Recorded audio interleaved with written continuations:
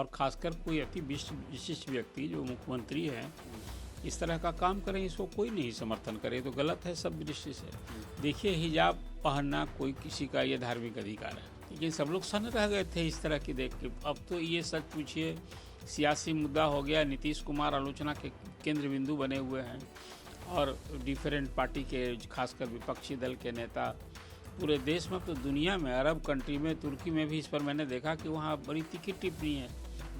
मैं मानता हूँ ये एक बहुत ही हैरान भरी घटना हुई, दुर्भाग्यपूर्ण है, दुखद है की भावनाओं को हाथ पहुंचा तो आज भी लोग यही कह रहे हैं कि मुख्यमंत्री को इसको लेकर सार्वजनिक रूप से क्षमा मांगनी चाहिए। क्या लगता है मुख्यमंत्री नीतीश कुमार इस पर माफी मांगेंगे? तो क्या हर्ज है माफ? देखिए, बड़े लोग जो कोई कहीं इस तरह की बात जिससे उनके आचरण बात से किसी को ठेस पहुंचती है तो माफी मांगने में हर्ज क्या है। नमस्कार, बिहार तक देख रहे हैं आप और मैं हूं आपके साथ अनिकेत कुमार। देखिए, इस वक्त हमारे साथ senior journalist Arun Pandey sir हैं और आज हम इनसे बातचीत करेंगे।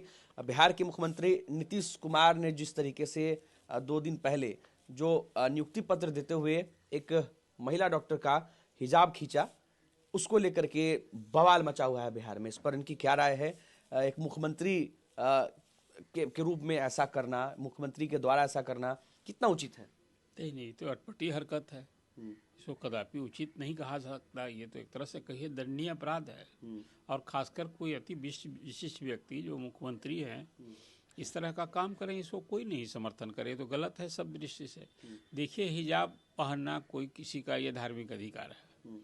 महिलाएं, मुस्लिम महिलाएं हिजाब पहनती हैं तो उसका अधिकार, इस अधिकार को कौन छीन सकता है?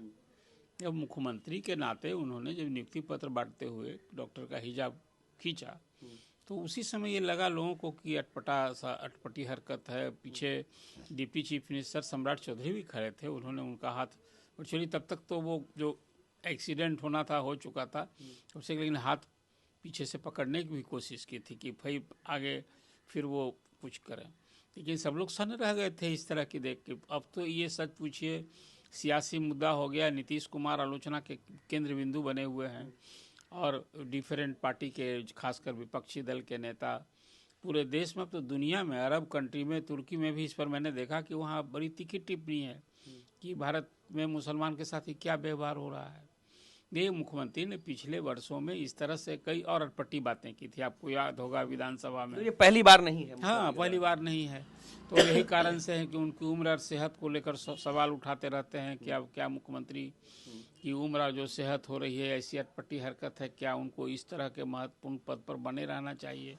ये सारे सवाल है। लेकिन आज एक विवाद का तो इशू हो ही गया है। अब एक अलग सवाल है कि एक डॉक्टर, जो महिला आयुष डॉक्टर वो बहाल हुई, डॉक्टर नुसरत परवीन, क्या वो जब सेवा में भी रहती तो इसी तरह से वो हिजाब में ही इलाज करेंगी महिला? जैसे कोई शिक्षक, कोई प्राध्यापक इस तरह से हिजाब पहन के क्लास एक अलग विषय हो सकता है, लेकिन देश में हिजाब को लेकर कोई ये विवाद भी पहला नहीं है।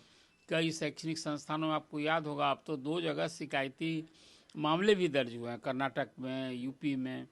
वो नीतीश कुमार के खिलाफ बात कर रहे हैं, इसलिए कि मुद्दा हो गया और सचमुच में उनकी मंशा कोई गलत न भी रही होगी, लेकिन हरकत तो गलत है कि इस तरह से एक सार्वजनिक मंच पर कोई एक मुस्लिम महिला जो डॉक्टर नियुक्त हुई है और आप उसको अचानक हिजाब खींच रहे हैं। इसलिए हम सबको, हम लोग भी जब उस वीडियो वायरल हुआ तो हतप्रभ थे कि आखिर मुख्यमंत्री जी ऐसा क्यों कर रहे हैं। तो इसलिए विवाद तो होना स्वाभाविक है। और आप जानते हैं, अब उनके लोग तो कह रहे हैं कि भाई उनकी मंशा गलत नहीं थे, वो पिता तुल्य हैं, और उन्होंने कहा कि भाई इसे फ़ोटो नहीं आएगा। अभी तो जो अधिकारी हैं जिन लोगों ने सेलेक्ट किया था, कोई 500 से अधिक आयुष चिकित्सकों की नियुक्ति उस दिन हुई थी, और कोई 10 को नियुक्ति पत्र सांकेतिक रूप से मुख्यमंत्री, तो पहले ही जिन लोगों ने कैंडिडेट का सिलेक्शन किया था उनको इस बात को समझना चाहिए था कि भाई जो हिजाब पहनी है उसको हम, तो फोटो इवेंट आजकल होता है, एक मैसेज भी देना है कि देखिए हम नियुक्ति में भी कोई भेदभाव नहीं है, मुस्लिम महिला भी नियुक्त हुई है, ये भाव रहा होगा। लेकिन अब एक घटना हुई, जो घटना आप सबके सामने है, जिसकी आप चर्चा कर रहे हैं, और ये सचमुच में ये एक विवाद का इशू तो बन ही गया है। पहले भी कई बार ऐसा वीडियो वायरल हुआ है कि मैं देख रहा था कि उनको कह रहे हैं कि आप माफ़ी मांगिए। अब तो पाकिस्तान से एक आतंकी संगठन के सरगना ने भी धमकी दे डाली है और कहा है कि समय रहते वो माफ़ी मांगे। ये गलत किया उन्होंने।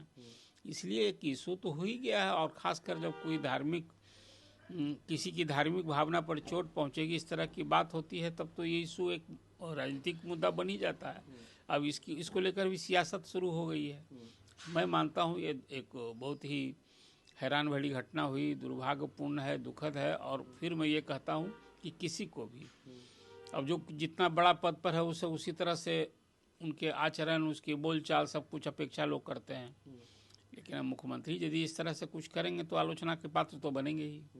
यही मुख्यमंत्री है जो महिलाओं के लिए 10,000 वाला योजना लेकर के आए, साइकिल योजना, कई सारी योजना लेके आए, लेकिन यही मुख्यमंत्री है जो बार बार महिलाओं को लेकर के विवादों में घिर जाते हैं। यही मैं कह रहा हूँ कि मुख्यमंत्री की कोई मंशा गलत नहीं रही होगी।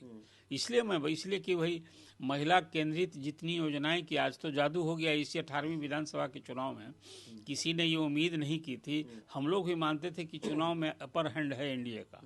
हमेशा आपसे भी कई बार चर्चा हुई तो मैंने कहा था।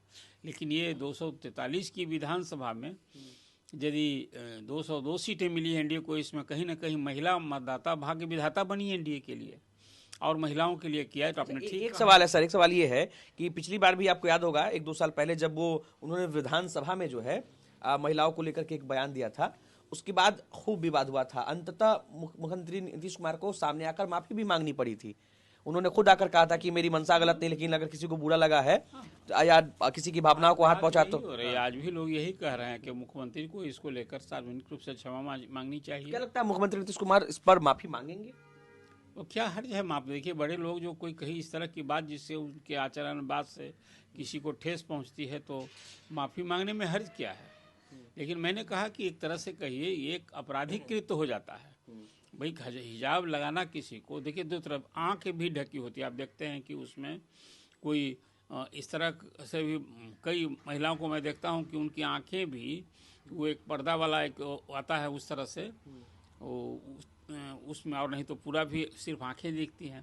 तो ये एक धार्मिक 3 तरह से लोग हिजाब पहनते हैं, लेकिन शरीर तो ढका ही रहता है पूरा। तो ये धार्मिक भावना है जिसको उस हिसाब से लोग पहनती हैं, स्वतः पहनती हैं। ये उनके अधिकार में है। कौन आदमी कैसे रहेगा ये तो उसके अधिकार में है। अब कोई डॉक्टर के लिए ड्रेस कोड जहाँ होगा तो वो ड्रेस कोड जहाँ होता है उसमें एप्रोन वगैरह पहनना है। तो अभी नियुक्ति पत्र के दौरान जो कुछ ही हुआ है इसको कोई किसी रूप में जस्टिफाई तो किया ही नहीं जा सकता है। ये इसलिए मैंने कहा कि ये अटपटी हरकत है। अब वो यदि माफ़ी मांग लें उनका बड़प्पन होगा, माफ़ी मांग कर किस विवाद को समाप्त करना चाहिए। चलिए देखिए, नीतीश कुमार पहले भी इन सब चीज़ों को लेकर, इस तरीके की हरकतों को लेकर के जो है विवादों में आ चुके हैं पिछले कुछ सालों में। एक बार फिर से विवादों में है, हिजाब खींचने को लेकर विवादों में है। अब बड़ा सवाल है कि क्या मुख्यमंत्री नीतीश कुमार माफी मांगेंगे, क्योंकि सत्ता पक्ष के लोग नीतीश कुमार को डिफेंड करने में लगे हुए हैं, बावजूद नीतीश कुमार की आलोचना हो रही है। अब ऐसे में ये देखना दिलचस्प होगा कि क्या नीतीश कुमार पिछली बार की तरह सामने आकर माफी मांगते हैं या फिर ये विवाद इसी तरह चलता रहेगा। अनिकेत कुमार, बिहार तक, पटना।